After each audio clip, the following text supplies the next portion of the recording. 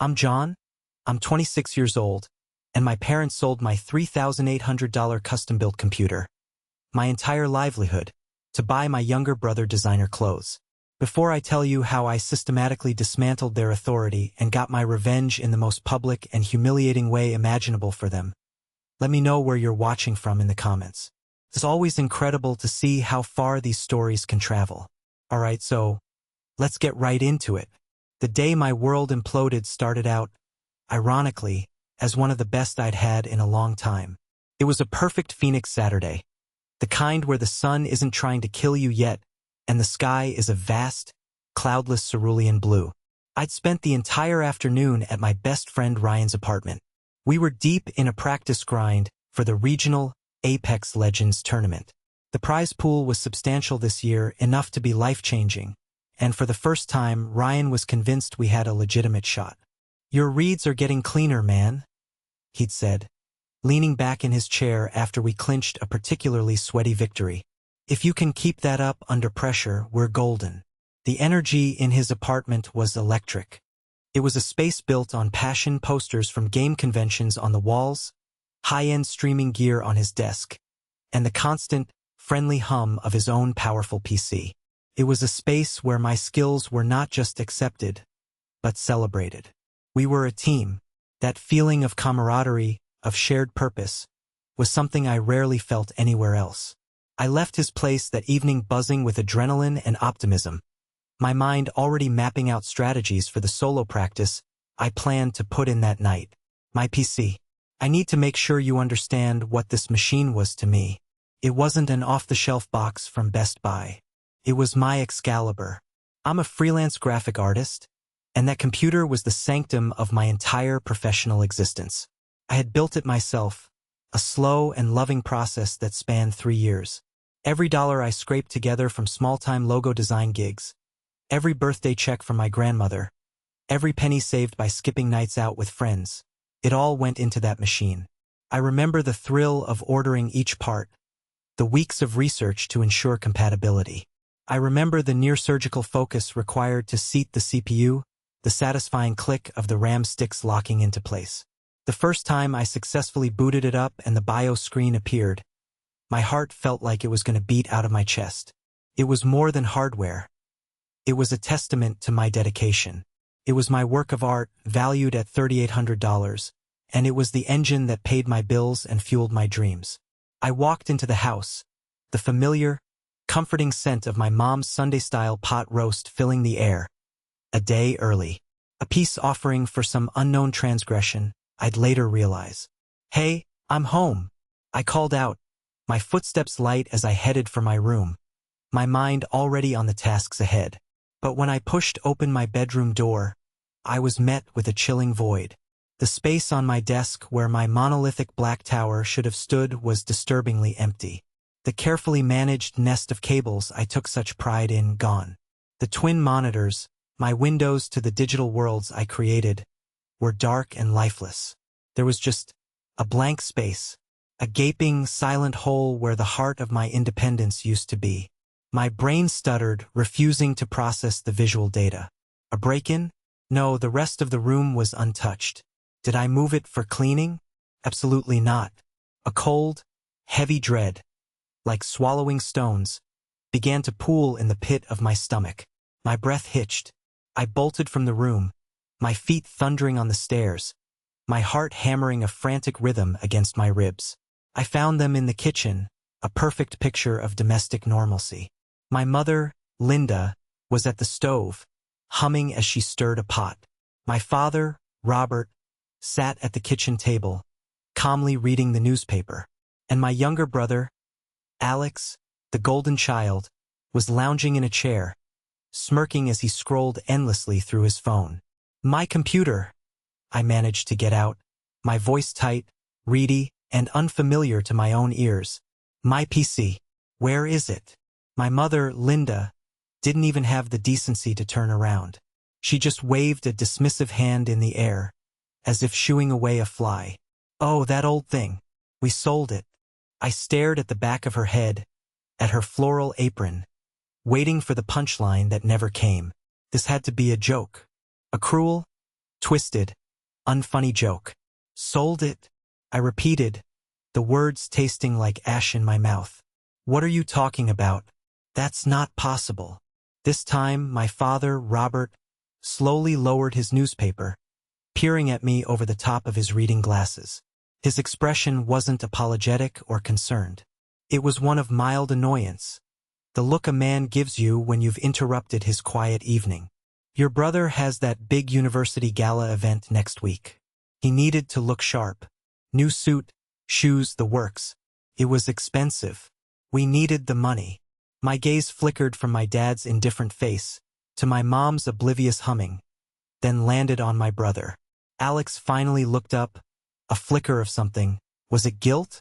No, it was triumph in his eyes before he quickly looked back down at his phone. The floor seemed to tilt beneath my feet. You sold my work computer, my $3,800 professional rig, to buy Alex a suit? My mom finally turned, wiping her hands on her apron, her face a mask of practiced patience. John, don't be so dramatic. It's just a computer. The man paid $1,200 for it, cash. A very nice man. You can always build another one. Just a computer. The three words echoed in the sudden, ringing silence of the room, a deafening final verdict on my life's work. It wasn't just a computer. It was my career. It was my portfolio. It was my independence. It was 3 years of my life, my passion, my discipline, all liquidated for a fraction of its worth to fund a single night of vanity for my brother. I looked at them, the three of them, and for the first time I didn't see my family. I saw strangers. I saw the architects of my own personal demolition. The rage I expected to feel, the hot, screaming fury, never came. In its place, something far more dangerous settled in. A profound, chilling, and absolute clarity. I knew in that moment that an emotional outburst was exactly what they wanted. It would prove their narrative, that I was the unstable, dramatic, artistic one. I wouldn't give them the satisfaction. They had made a business decision. And as I stood there, a ghost in my own home, I decided I would respond in kind. This wasn't going to be a family drama anymore. It was going to be a corporate audit. And I was about to become the most ruthless auditor they had ever met. To understand the cold resolve that settled over me in that kitchen, you have to understand that this wasn't an isolated incident. It was the brutal, logical endpoint of a pattern woven into the very fabric of my 26 years. My family life was a carefully constructed play, and I was perpetually cast in a supporting role, often as the stagehand, while my brother, Alex, was the star, forever in the spotlight. His needs were necessities. My needs were indulgences. His future was an investment. My future was a question mark. I dredge up these memories not to wallow, but so you can see the foundation of injustice this whole situation was built upon. When I was 15, I discovered a passion for programming. I spent an entire summer vacation not at the pool, but in our sweltering garage, hunched over a cheap laptop, teaching myself C++. I built a rudimentary inventory management program for a fictional bookstore. It was clunky, text-based, and probably full of bugs, but it was mine. I had created something from nothing. That fall, I entered it into the district science fair. In a sea of baking soda volcanoes and plant growth charts, my little program, my digital creation, won third place in the computer science category. I remember walking home, clutching the cheap, lightweight plastic trophy as if it were the Stanley Cup. My chest was so tight with pride it almost hurt to breathe. I burst into the house and set the trophy right in the middle of the kitchen table, a gleaming beacon of my achievement. My dad walked in, saw it, and picked it up. "Third place, huh?" he said, turning it over in his hands. "What did the first and second place kids make?" Before I could even answer, he set it down. "Well, at least you're getting out of the house." He patted me on the shoulder and walked away, his praise so faint it was barely an echo. My mom's reaction was even more deflating. "That's nice, dear. Just make sure you dust it. Those things are magnets for cobwebs." A few hours later, the scene reset for the main event. Alex, then 11, came home from school scuffing his feet. He tossed a crumpled permission slip on the table for a school field trip. He needed $20 for it. Instantly, my parents sprang into action. It became a summit meeting. "Do you have a jacket, honey?" My mom cooed. "Robert, we should give him extra for snacks," she'd say.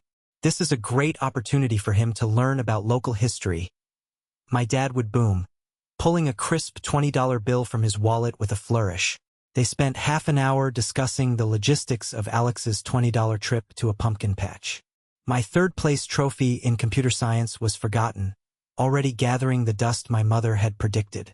The dynamic only solidified as we got older. When I was 22, I landed my first significant freelance contract. A small tech startup hired me to design their entire branding package, logo, style guide, social media assets. It was a month of grueling work, countless revisions, and sleepless nights.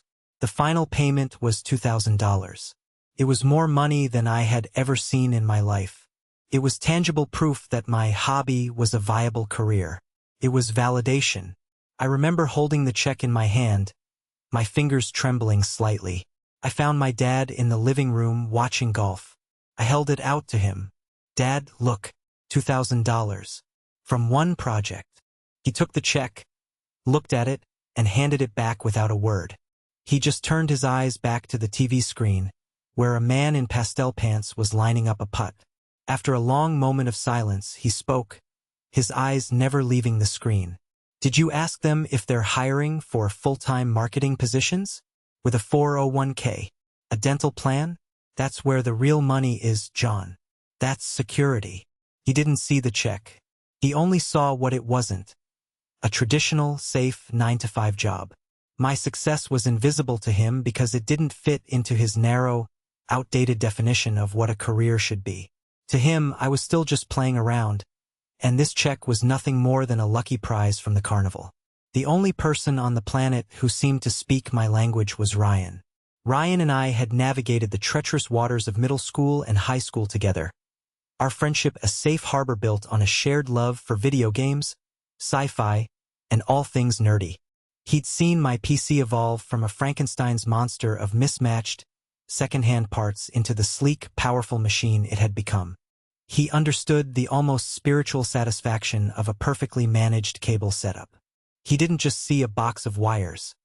He saw the dedication, the passion, the countless hours of research and labor. The day after my PC vanished, I drove to his apartment in a daze. I hadn't slept. I felt hollowed out, a walking shell of a person.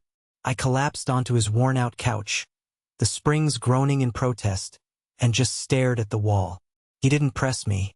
He just went to his kitchen, brewed a pot of strong coffee, and set a steaming mug in my hands. "Talk to me, man. What happened?"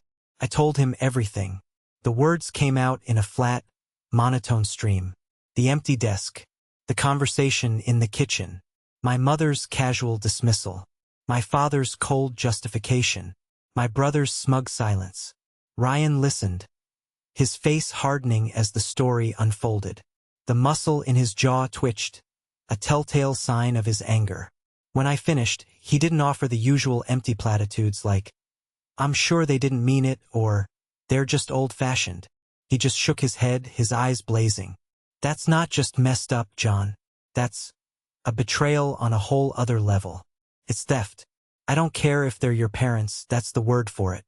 They stole from you." Hearing him say it, hearing him validate the enormity of the violation, was like a lifeline. Confirmed I wasn't crazy. I wasn't overreacting. This was as bad as it felt. "What are you going to do?" he asked, his voice low. "I'm not going to yell and scream," I said, my own voice sounding distant. "That's what they want. That's the role they've assigned me. The emotional, unstable artist. I'm not playing that part anymore." I looked up at him, my eyes finally focusing. "This time, I'm going to treat it like a hostile corporate takeover of my assets. And I'm going to present them with a bill for damages." For the next 48 hours, I was a man possessed. I barely spoke to my family. I was a phantom in the house, a silent, brooding presence. In the confines of my room, I got to work on my old, sluggish laptop. It felt like trying to run a marathon in flip-flops after being used to high-performance running shoes. but it had access to my cloud accounts, and that's all I needed. I became a forensic accountant of my own life. I meticulously tracked down every digital receipt for every single component in my PC. The motherboard from Newegg, purchased on a Black Friday sale 2 years ago. The monstrous graphics card from a specialty site, the culmination of 6 months of savings. The processor from Amazon. The RAM, the solid-state drives, the power supply, the custom water cooling loop. I compiled everything into a multi-page spreadsheet, complete with dates, vendors, prices, and links to the product pages. The final, undeniable total, $3,847.19. But I didn't stop there. I went through my work archives. I pulled the digital contracts, the statements of work, and the email chains from my 5 biggest clients over the past year. These were projects that demanded immense processing power, projects that would have been impossible on a lesser machine. I calculated the total income generated directly from these projects, $22,500. I drafted a new document, titling it Statement of Professional Impact and Asset Depreciation. I outlined, in clear corporate language, how the PC was not a recreational device but a capital asset, essential for the operation of my registered freelance business. I detailed how its unauthorized sale had not only resulted in a direct financial loss but had also jeopardized my current projects and future earning potential. I took the files to a local print shop and printed everything in high quality. The spreadsheet of parts, the copies of the receipts, the income statements, the professional impact report. I bought a 1-inch professional-grade black binder and a set of plastic sheet protectors. I assembled the entire package, each page sliding into its own protective sleeve. The finished product was thick, heavy, and irrefutable. Felt like a legal document. Felt like armor. Ryan came over as I was putting the finishing touches on it. He picked up the binder, his eyes wide as he flipped through the pages. A low whistle escaped his lips. "Holy crap, John. You're not going to war. You're staging a hostile takeover." "No," I said, taking the binder and closing it with a sharp, satisfying snap. The sound echoed in the quiet room. "I'm just delivering an invoice." That evening, my mother made lasagna, my absolute favorite.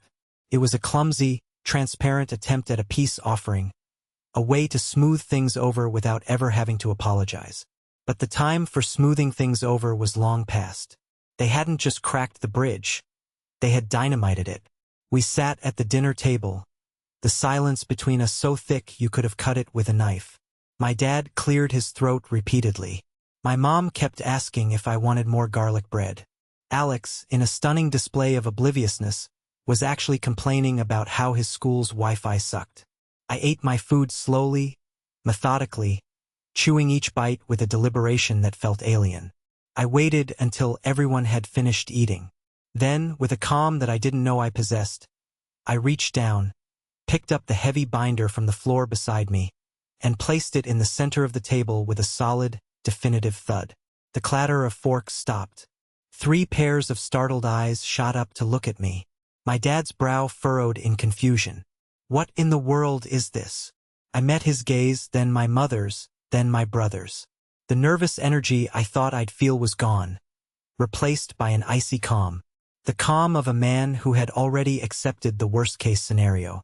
"That," I said, my voice perfectly even and devoid of emotion, "is a bill for services rendered, the service of destroying my career." The storm was no longer coming. It had just made landfall right in the middle of their dining room. And for the first time in my life, I was the one directing the hurricane. The black binder on the dining room table seemed to suck all the air out of the room. It sat there, an alien object on my mother's floral tablecloth, a declaration of war disguised as office supplies. My dad, Robert, stared at it as if it were a venomous snake, his initial confusion quickly hardening into defensive anger. "A bill? Don't be ridiculous, John. What is this nonsense?" I didn't react to his tone. I had rehearsed this in my head 100 times. Emotion was their territory. Logic was mine. I calmly reached out, opened the binder to the first tab, and spun it around for them to see. The neatly organized spreadsheet of computer components gleamed under the dining room light. It's not nonsense, Dad. It's an audit, I said, my voice as level as a surgeon's. Page 1 is a complete, itemized breakdown of every component in the computer system you liquidated. As you can see from the highlighted total at the bottom, the replacement value is $3,847. You received $1,200 for it. That represents a net loss of $2,647, a depreciation of nearly 70% of the asset's value due to a rushed, uninformed sale. My mother, Linda, let out a theatrical gasp, her hand flying to her pearl necklace. John, how can you talk to us like this, using these cold words? We're your family, not a corporation. I'm using these words, Mom, because they're the only ones you seem to have left me, I replied, my gaze unwavering. I flipped to the next section of the binder. This next section is a statement of professional impact. This wasn't a toy. It was the primary tool for my registered freelance business. A business which, as you can see from these attached income statements and client contracts, generated over $22,000 in revenue last year. By selling my equipment, you didn't just throw away my property. You actively sabotaged my ability to meet my current contractual obligations and secure future work. Robert snatched the binder and began to aggressively flip through the pages. His face, already ruddy, deepened to a shade of crimson. He was a man who understood pay stubs, W-2s, and promotions. This world of freelance contracts, digital assets, and project-based income was foreign and, to him, illegitimate. But the hard copies of receipts were undeniable. The official-looking contracts with company letterheads were irrefutable. He was trapped between his prejudice and the cold, hard proof in his hands. Alex, who had been watching this with a detached amusement, decided to chime in. He let out a condescending scoff. Oh, come on. Are you for real? This is the most pathetic thing I've ever seen. It's just a bunch of silly drawings you do for nerds on the internet. Get a life. That was the spark. The casual, arrogant dismissal that incinerated the last shred of my composure. My head snapped towards him, and the calm I had so carefully constructed fractured, revealing the icy rage beneath. My voice dropped, losing its corporate polish and gaining a dangerous edge. You, I said, pointing a finger at him. You stay out of this. This conversation is for the adults. The ones who made the decision to value your social calendar over my entire livelihood. Go back to your phone. That's enough, Robert roared, slamming the binder shut with a crack that made my mother jump. He stood up, looming over the table. I don't know what's gotten into you, but in this house we are a family. That means we support each other. Your brother needed our help for a major networking event at his university that could set up his future. We helped him. That is the end of the story. Fine, I said, leaning back in my chair, my calm returning as I shifted tactics. Let's talk about support, and let's talk about the law, because what you did has a legal name. It's called theft of property. When you take something that doesn't belong to you and sell it, that's the crime you've committed. There's also a civil offense called conversion, which is the unlawful interference with someone else's personal property. I'd be well within my rights to sue for the full replacement value, plus damages for lost income. I let that sink in. The word sue was a nuclear option. Linda's face crumpled. Sue? You would sue your own mother and father? After everything we've done for you? I had a free 30-minute consultation with a lawyer this afternoon. I lied, the words tasting surprisingly natural. It was a bluff, but a well-researched one. I had spent hours on legal advice forums. He said I have a rock-solid case for small claims court. He also mentioned that court filings are a matter of public record. The phrase public record was the real torpedo. For my parents, their reputation in our suburban community, their standing at church, their image among their friends, it was everything. The thought of their names appearing in a public court filing, of their friends and neighbors learning that their own son had to take them to court for stealing from him, was a fate worse than death. Robert's jaw was a block of granite. I could see the war in his eyes. His pride was screaming at him to throw me out, to call my bluff. But his fear of public shame was a powerful counterforce. He was a man accustomed to being in complete control, and I had just checkmated him using the rules of a game he didn't understand.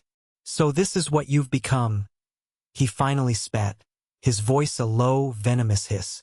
"All this time, living under my roof, and this is the thanks we get. It all comes down to money." "No, Dad," I said, my voice quiet but firm. "It was never about the money. It was about respect. You've just made it abundantly clear that money is the only form of respect you truly understand. So, I'm speaking to you in the only language you seem to value."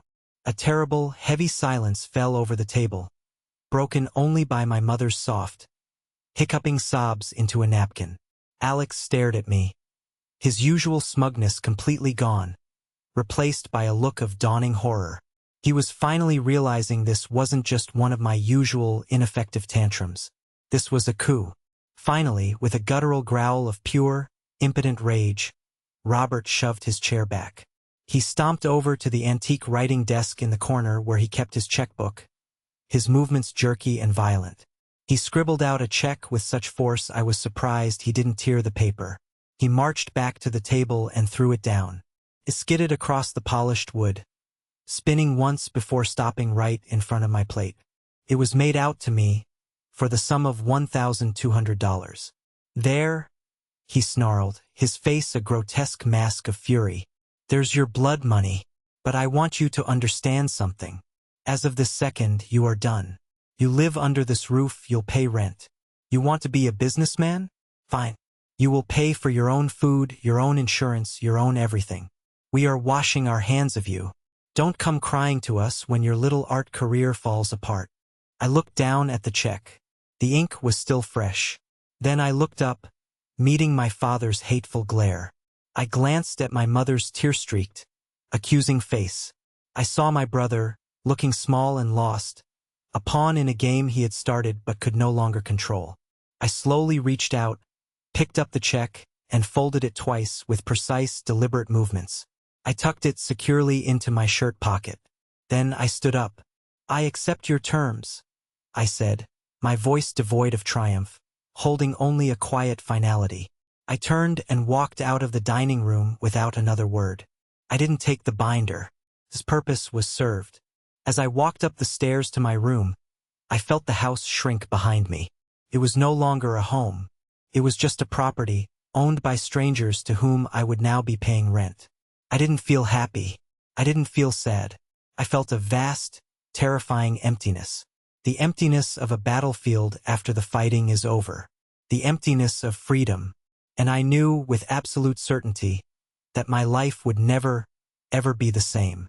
The $1,200 check in my pocket didn't feel like a victory. It felt like a severance payment, the final transaction in a 26-year-long relationship that had just been officially terminated. The days that followed were some of the strangest of my life. I was living in a house full of ghosts, or perhaps I was the ghost. My parents and I moved around each other with a silent, choreographed grace, never making eye contact. Our conversations reduced to monosyllabic grunts about whose turn it was to take out the trash. The air was thick with unspoken recriminations, a silence far louder than any argument. My first, most urgent priority was the recovery of my PC. It was a desperate gambit. The buyer could have been anyone, and the chances of them even responding were slim. But my mother, in her initial unguarded remarks, had given me two crucial clues: some older guy from Scottsdale, and he seemed to know a lot about computers. She'd sold it on Facebook Marketplace. Armed with this, I dove into the digital trenches. It took hours of scrolling through community groups and marketplace history, but I finally found it. The original listing, marked as sold. The buyer's profile was private, the name frustratingly generic, M. Peterson. I took a deep breath and sent a message into the void, carefully crafting my plea. "Hello, Mr. Peterson. My name is John Miller.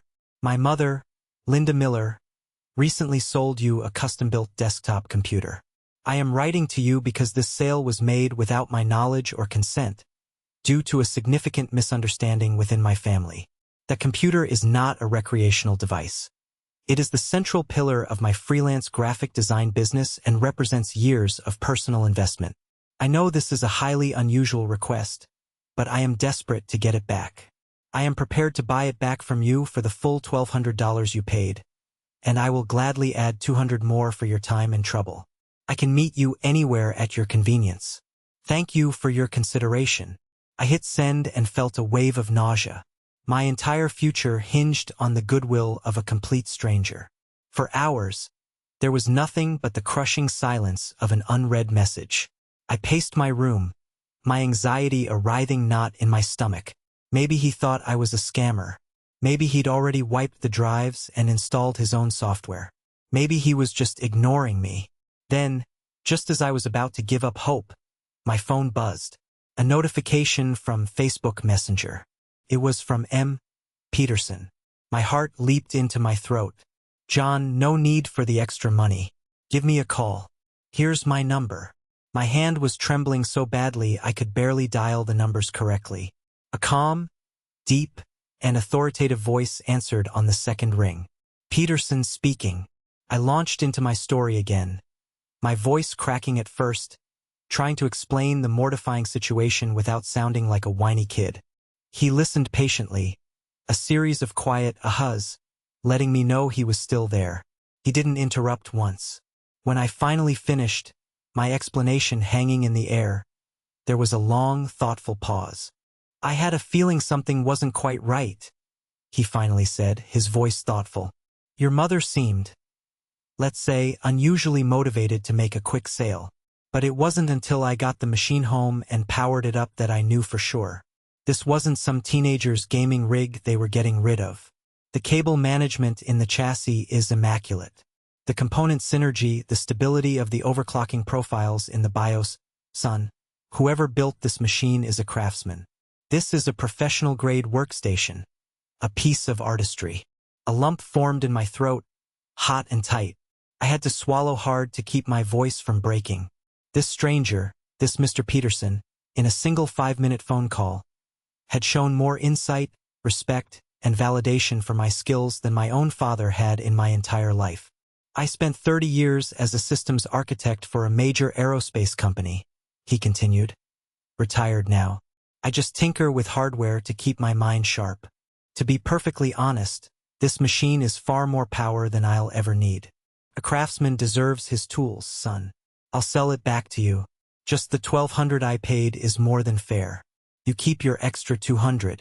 You'll need it. We arranged to meet the next day at a coffee shop halfway between our homes. The transaction was swift and professional. As I loaded the heavy tower into the back of my car, my hands treating it with the reverence of a holy relic, Mr. Peterson clapped me firmly on the shoulder. Good luck with your business, John. Don't ever let anyone, family or otherwise, tell you that your work doesn't have value. You've got a gift. Driving away with my PC secure in the back seat felt like I had recovered a limb. But the relief was short-lived because it brought my next problem into sharp focus. I had to get out of that house. The toxicity was a low-grade poison I had been breathing my whole life, and I was finally realizing it was killing me. I called my one and only ally. Ryan? It's me, I said the moment he picked up. I'm out. I'm done. I need to find a place. Yesterday. Say no more, man. Ryan's voice was a welcome balm of sanity. My couch is your couch. It's not the Ritz, but the rent is free. We'll figure it out. Just get over here. That night, I began the clandestine operation of dismantling my life. I moved like a spy in my own home, packing boxes with methodical quiet after my parents had gone to bed. I packed my clothes, my books, my art supplies. Each object felt like a piece of a life I was leaving behind forever. It was during one of these late-night packing sessions, surrounded by the cardboard and tape chaos of my exodus, that my world tilted on its axis for a second time. My phone buzzed with a text from Ryan. It wasn't his usual meme or a joke. It just said, "Dude, you need to see this. Right now." Attached were a series of screenshots. My blood ran cold as I clicked on them. The profile was private, but the name was an obnoxious Alex_the_great_8, and the profile picture was unmistakably my brother, posing with a vapid duck face. Ryan, being the internet-savvy streamer he was, had a network of mutual acquaintances, and had managed to get a look inside. The post was from the week before. It was a picture of Alex, preening in a mirror at a high-end department store, wearing a designer jacket that probably cost more than my first car. The caption read, "Upgrade time. Gotta look the part for the future. Big things coming." It was nauseating, but it was the comments section that felt like a physical blow. A friend of his had commented, "Damn bro, where'd you get the cash for that jacket?" Alex's reply was there for the world to see, a digital monument to his cruelty and arrogance. Easy. Convinced my mom to sell my dork brother's big nerdy box of wires. LOL. He actually cried about it and everything. So pathetic. I read it again and again. The words blurred through a haze of disbelief. Convinced my mom. Dork brother. Nerdy box of wires. He actually cried about it. He hadn't just been a passive beneficiary. He had been the architect. He had actively manipulated our mother, planting the seed, watering it with lies and condescension. He had belittled my passion, mocked my pain, and then bragged about his conquest to his idiot friends. Any lingering shred of familial obligation, any microscopic grain of doubt I had about leaving, was vaporized in that moment. The sadness I had been carrying for days was burned away, replaced by a clean, pure, white-hot fury. This wasn't just a dysfunctional family dynamic. This was a snake pit, and I had been letting them bite me for years. The very next day, a Saturday, while my parents were at their weekly grocery run, Ryan pulled up in his pickup truck. We worked with a grim, efficient silence. We moved my entire life out of that house in less than 2 hours. My boxes of clothes, my art books, my Cintiq tablet, and my newly recovered PC. Everything. I left my room completely bare, except for the furniture. I didn't leave a note. My stark, empty room would be the only goodbye they deserved. As we drove away from the quiet suburban street I had lived on my entire life, I didn't look back. Not once. I was looking forward to the terrifying, uncertain, but finally, blessedly free, road ahead. As if on cue, my phone vibrated with a new email. The sender was Claire Johnson from Stellar Forge Studios. The subject line read, "Follow-up, skills assessment and project inquiry." Maybe, just maybe, my new life was about to begin for real. Life on Ryan's lumpy, battle-worn couch was a strange combination of humbling and exhilarating. The cramped space and the constant feeling of being in someone else's way were a daily grind. But the air was clean. For the first time in my life, I was living in an environment free of judgment, passive aggression, and the suffocating weight of disappointment. Ryan was more than a friend. He was the brother I'd always wished I had. He never made me feel like a burden, and his unwavering belief in me was the high-octane fuel I desperately needed.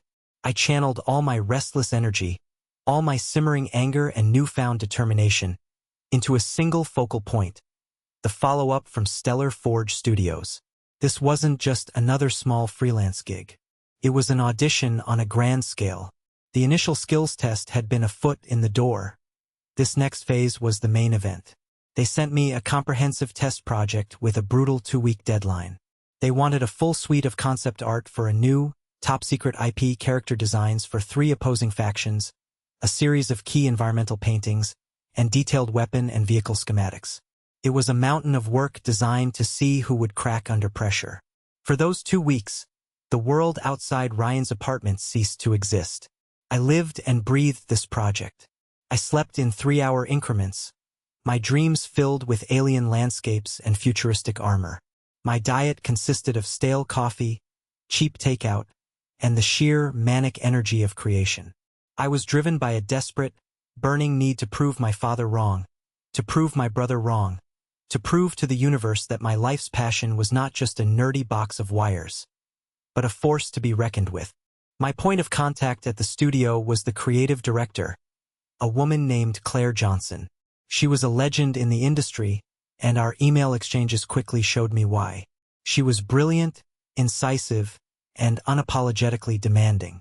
Her feedback was blunt and often dismantled hours of my work, but it was always constructive.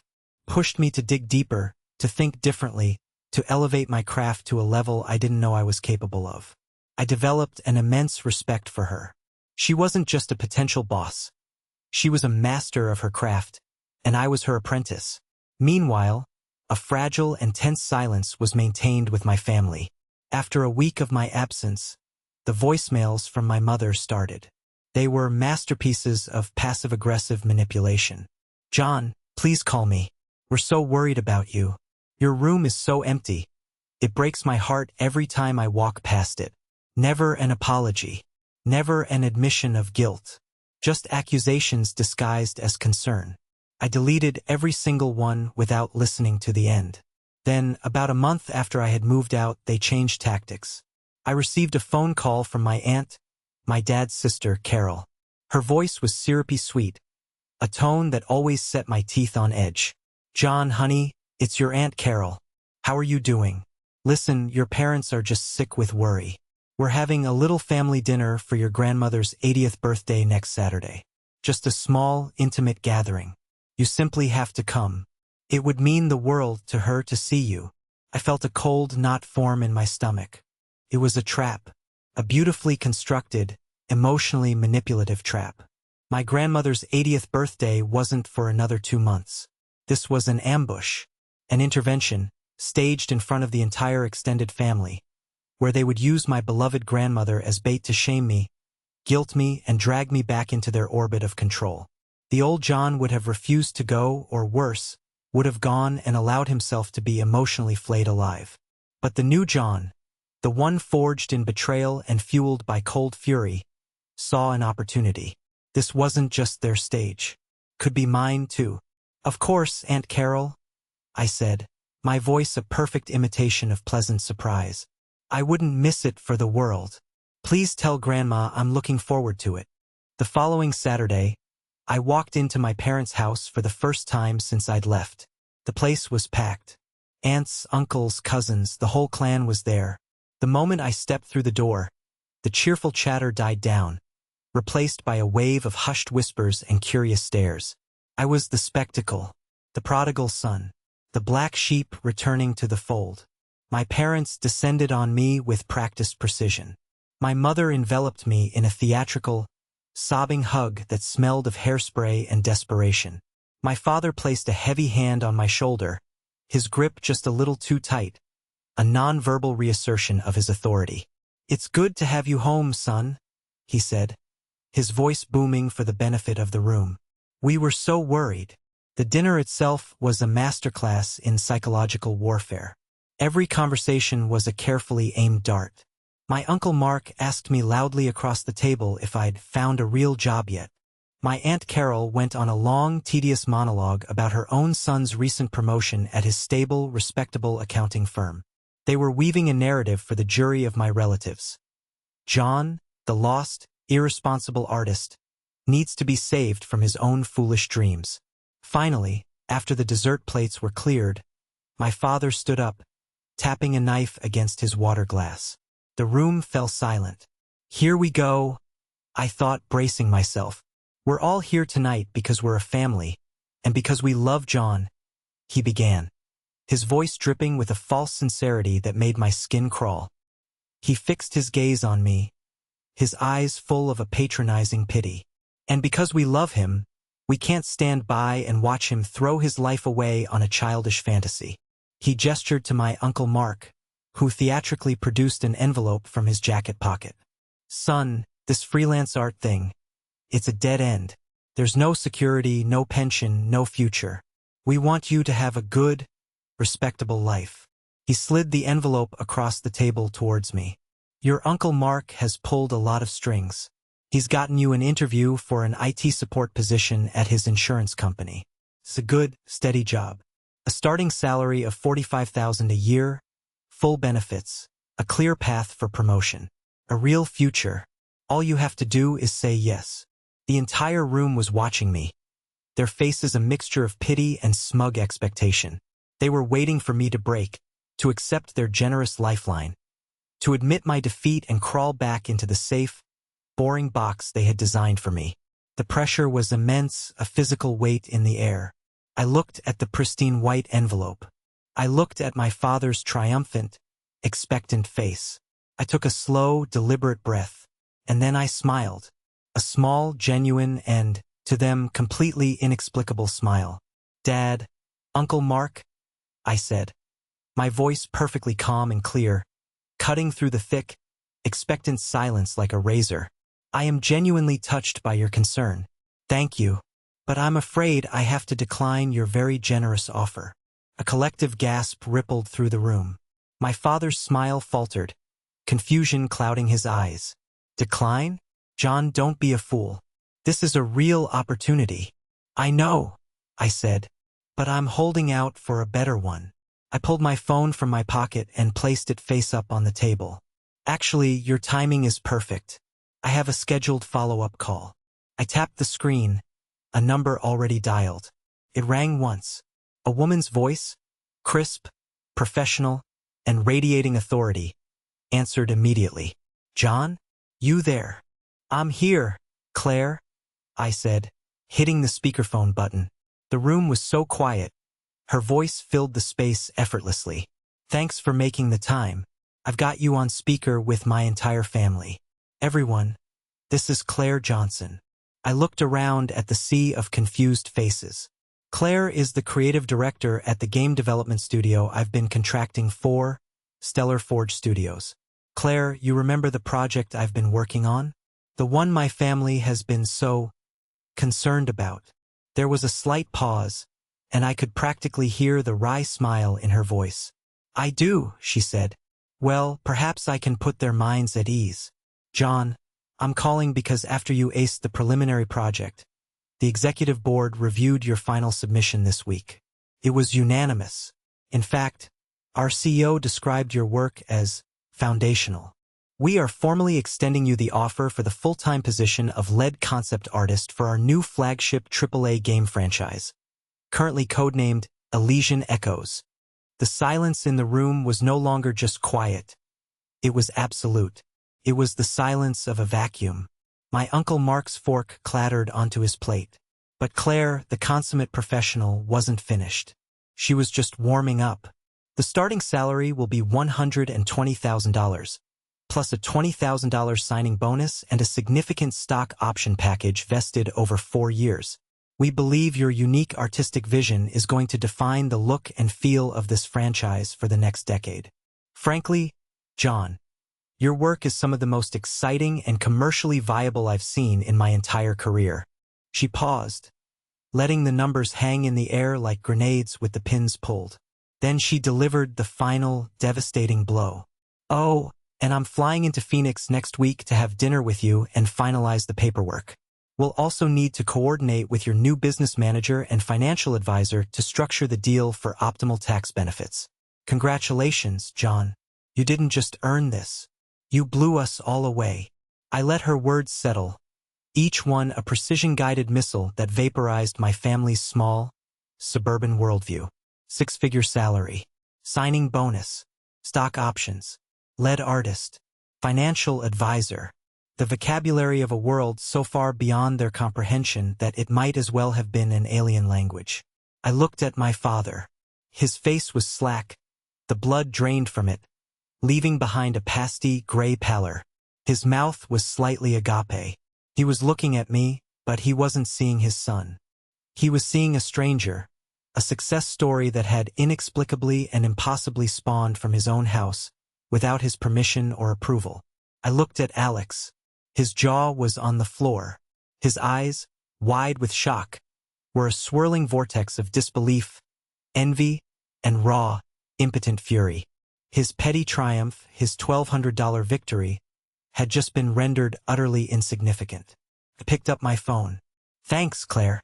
That's great news. I'll see you next week." I disconnected the call and calmly slid the phone back into my pocket.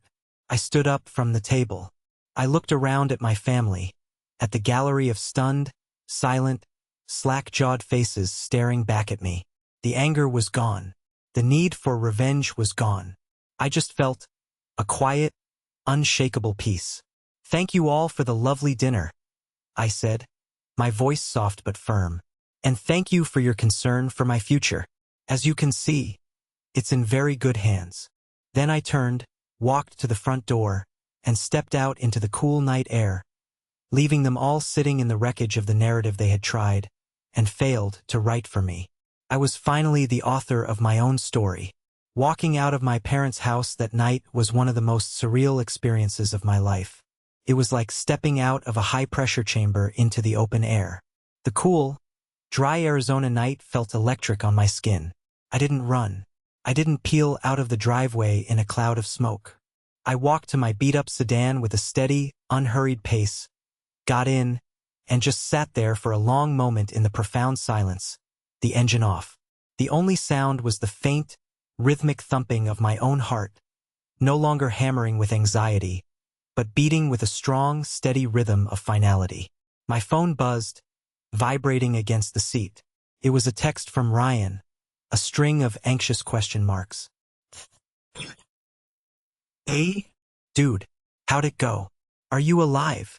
I took a deep breath, started the car, and sent back a simple, two-word reply that said everything. It's done.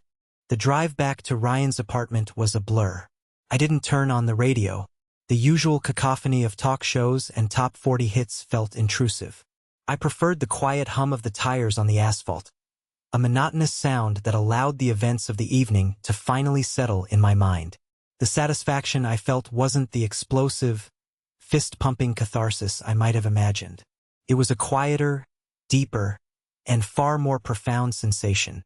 It was the quiet click of a heavy, iron door swinging shut on a part of my life I would never have to revisit. It wasn't about rubbing their noses in my success. It was about reclaiming the narrative. For 26 years, they had held the pen and written my story, casting me as the supporting character, the disappointment.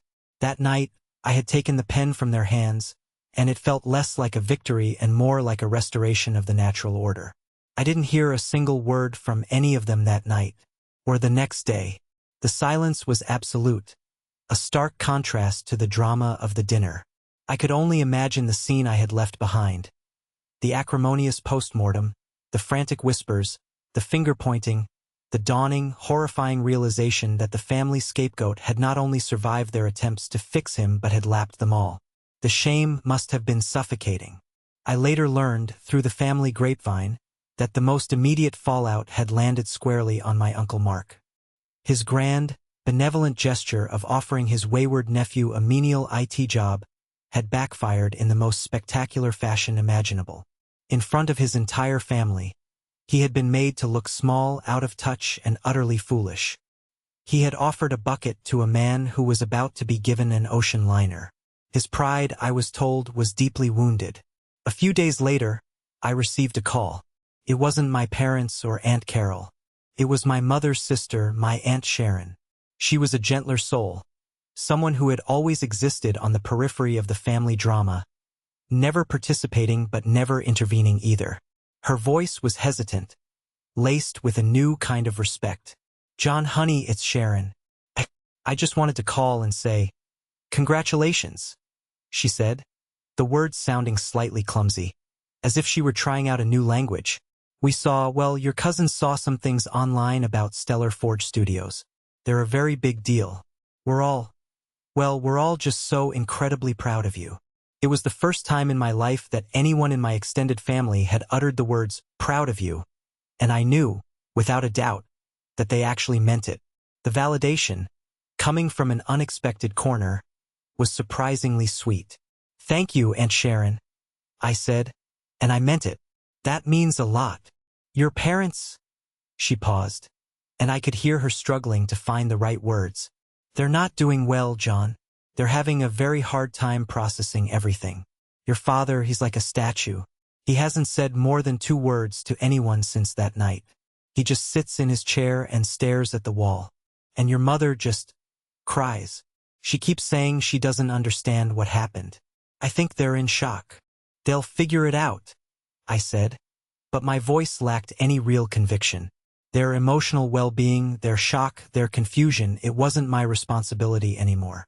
I felt a flicker of pity, but it was distant, like watching a sad movie about people I used to know. The true sign that the power dynamic had been irrevocably shattered came a week after the dinner. I received a text message from my mother. Her tone was completely transformed. The whining, guilt-tripping voice from her earlier voicemails was gone, replaced by a tone that was cautious, obsequious, and almost deferential. "John dear, I know you must be incredibly busy with everything. Your father and I were just talking, and we'd really like to sit down with you when you have a spare moment. We were thinking that with this big new career, you'll have a lot of important financial decisions to make. We'd love to offer some advice and help you manage things. We just want to be involved and supportive." I read the message 3 times, a bitter, humorless laugh escaping my lips. It was so transparent, it was pathetic. They didn't want to be supportive. They wanted to be involved. They saw the 6-figure salary, the stock options, the success, and they wanted back in.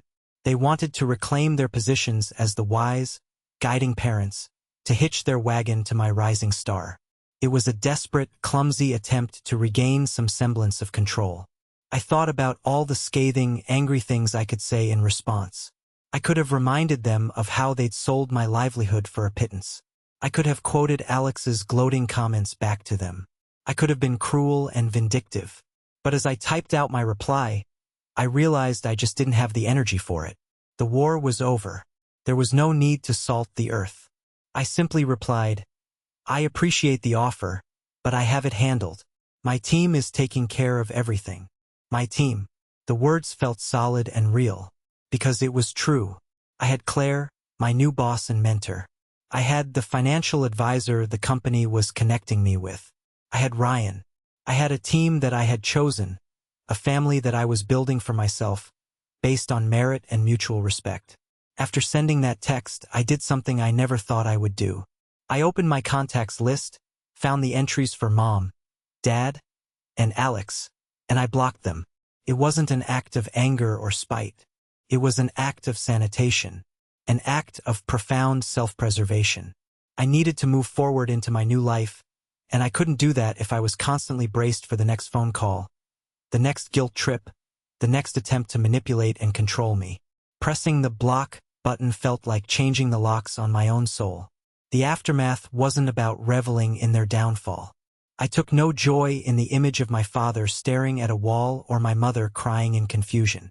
The real aftermath was about the quiet, steady, and deeply satisfying work of building my new reality. It was about flying to Austin for a whirlwind trip, signing the thick stack of contract papers in a sleek, glass-walled conference room, and shaking Claire Johnson's hand, her grip firm and her smile genuine.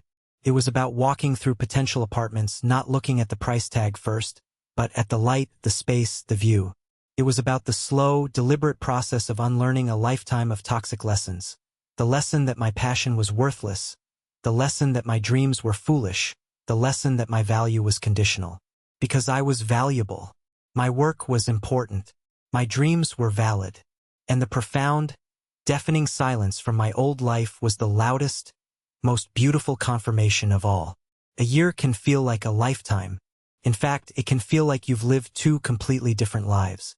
12 months after I walked out of my parents' house for the last time, my existence was so fundamentally altered that it felt like a story about someone else. The perpetual, oppressive heat of Phoenix had been replaced by the vibrant, humid, and creatively charged atmosphere of Austin, Texas. Stellar Forge Studios was located in the heart of the city, and my relocation package had been generous enough to allow me to find a sleek, modern apartment in a downtown high-rise. My unit had a small balcony and a dedicated office space with a floor-to-ceiling window that offered a stunning, panoramic view of the city skyline. At night, the city lights glittered like a fallen constellation. It was the first place in my entire life that was truly, unequivocally mine. My job was a dream I hadn't even been bold enough to dream. Lead concept artist wasn't just a fancy title on an email signature. It was a profound responsibility that I woke up excited to tackle every single day. I was at the helm of a small, elite team of 4 other incredibly talented artists. Together, we were the visual architects of Elysian Echoes. Our days were a whirlwind of energetic brainstorming sessions, collaborative digital painting, intense debates over character silhouettes, and the shared, electric thrill of seeing our abstract ideas coalesce into a tangible, breathing world. Claire was a phenomenal mentor. She was tough, demanding, and had an eagle eye for mediocrity. But she was also fair, supportive, and fiercely protective of her team's creative vision. Under her guidance, I wasn't just working. I was growing, evolving, becoming a better artist and a better leader. My work wasn't just good enough anymore. It was essential. I was no longer John, the quiet kid who was good at drawing.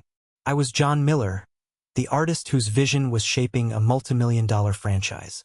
Beyond work, I was slowly, cautiously building a new community, a new family. Ryan and I were as close as ever, our long-distance friendship thriving on late-night gaming sessions and monthly flights.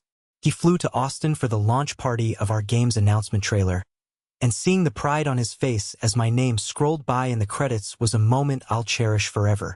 My colleagues at the studio became more than just co-workers. They became genuine friends. We were a band of creative misfits who would grab tacos and craft beers after a long week, nerd out about obscure sci-fi films, and spend hours debating the finer points of game design. And then there was Sophia. I met her not at a bar or on a dating app, but at a small, independent art gallery downtown. She was a curator for the gallery, and I was immediately captivated by the passion and intelligence with which she spoke about the art. She had a sharp, sarcastic wit that kept me on my toes and a laugh that was warm and uninhibited. When I told her what I did for a living, her eyes lit up with genuine interest, not polite confusion.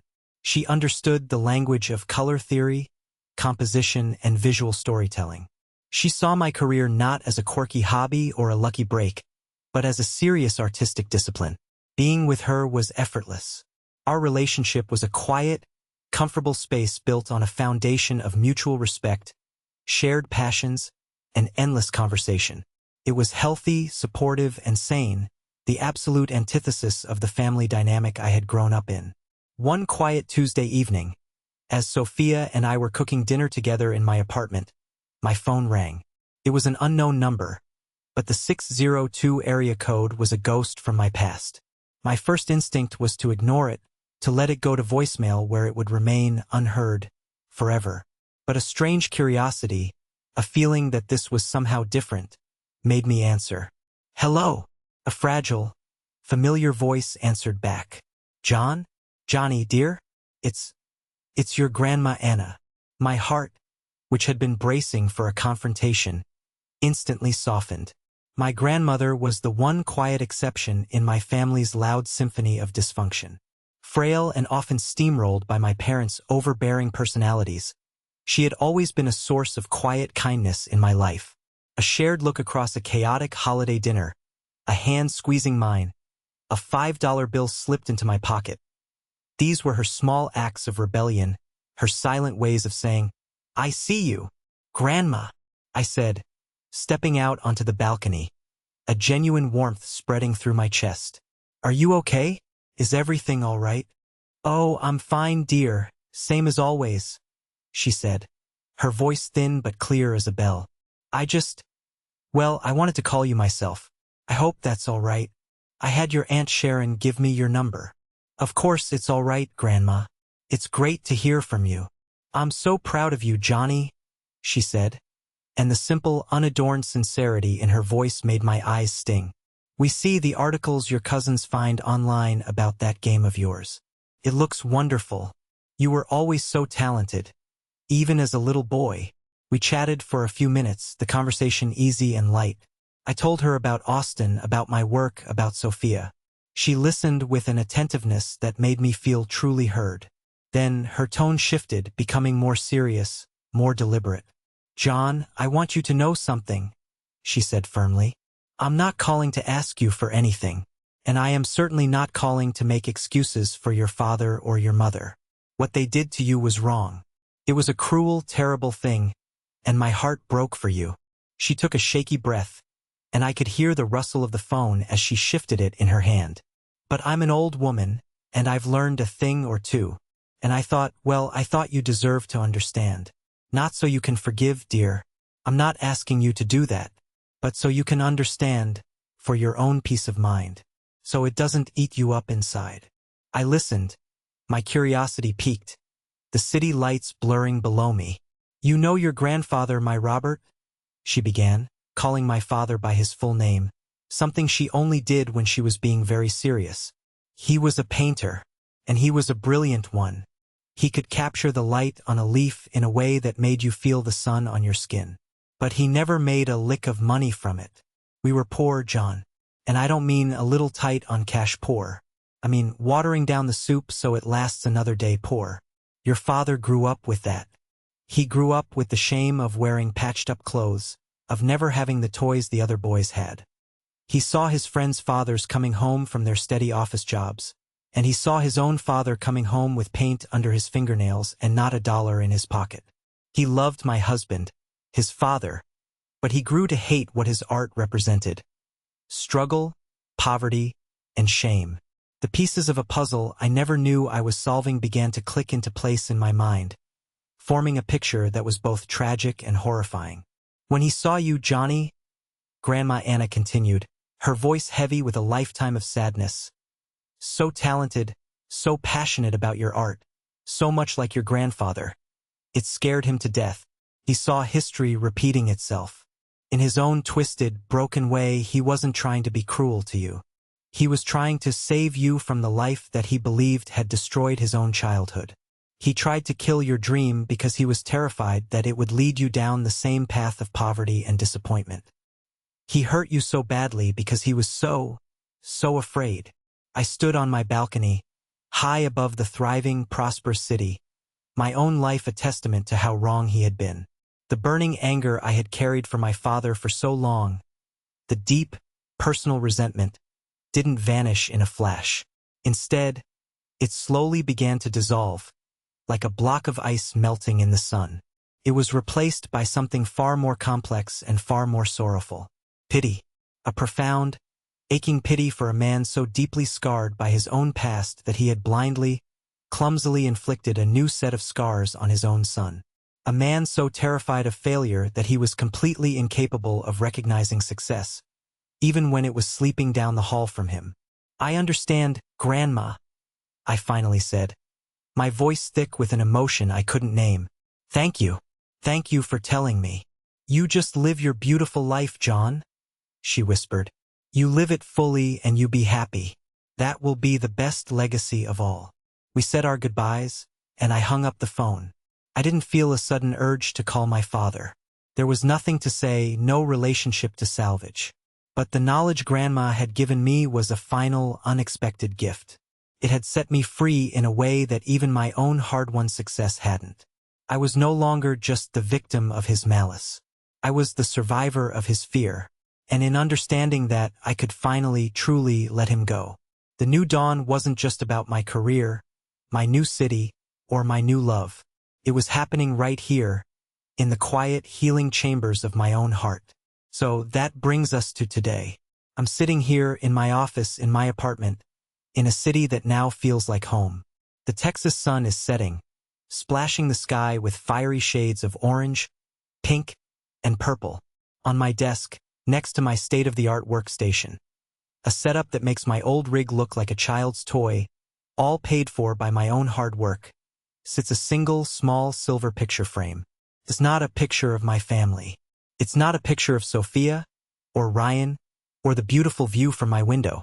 It's a picture I took of my old PC, the one my parents sold, the one I fought to get back. It might seem strange, I guess, to keep a photo of an old computer. But that machine is so much more than a collection of circuits and silicon to me. It's a monument. It's a memorial. It's a symbol of the precise moment my life fractured into a before and an after. Before that day, I was a boy, subconsciously waiting for an approval from my family that was never going to come. After that day, I was forced to become a man, one who finally understood that the only approval that holds any real, lasting power is the approval you grant yourself. That PC was the catalyst for everything that followed. It was the ultimate act of disrespect that finally shattered the stained glass window of my denial, forcing me to see the toxic family dynamic for what it truly was. It was the asset I had to fight to reclaim, not just as a piece of property, but as a symbol of my own identity. It was the essential tool they tried to take away from me, and in doing so, they inadvertently forced me to discover the one tool they could never, ever touch: my own resilience. My own worth. I occasionally hear bits and pieces about my family back in Phoenix, usually through brief, carefully worded updates from Aunt Sharon during our holiday calls. The big house on the quiet suburban street was sold. My parents downsized to a small condo. My father took an early, unceremonious retirement. Alex, after a series of failed get-rich-quick schemes and a mountain of credit card debt, is apparently working a retail job at the mall. His golden future never materialized. I take no pleasure in any of this. There's no vindictive joy in their diminished lives. There is only a quiet, somber affirmation of a fundamental truth, a foundation built on lies, favoritism, and a willful denial of reality is destined to crumble. Their world was a house of cards, and all it took was one person refusing to play their assigned part to bring it all down. My life, on the other hand, is built on a different foundation.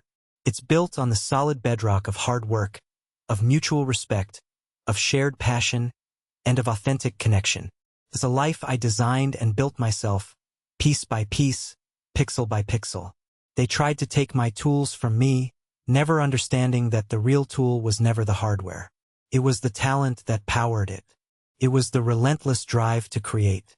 It was the unwavering belief, buried deep beneath years of emotional neglect, that what I did, what I loved, mattered. They can't take that away. No one ever can. Thank you for listening to my story. It's been a long and painful journey to get here, but looking back, I realize every difficult step was necessary to lead me to the life I have today, and I wouldn't trade it for anything. Have you ever been in a situation where you had to fight to prove your own worth, especially to the very people who were supposed to be your biggest supporters?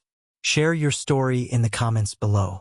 I read them all, and if this story moved you or resonated with you in any way, please consider hitting that like button and subscribing for more. You never know whose story might give you the strength you need for your own.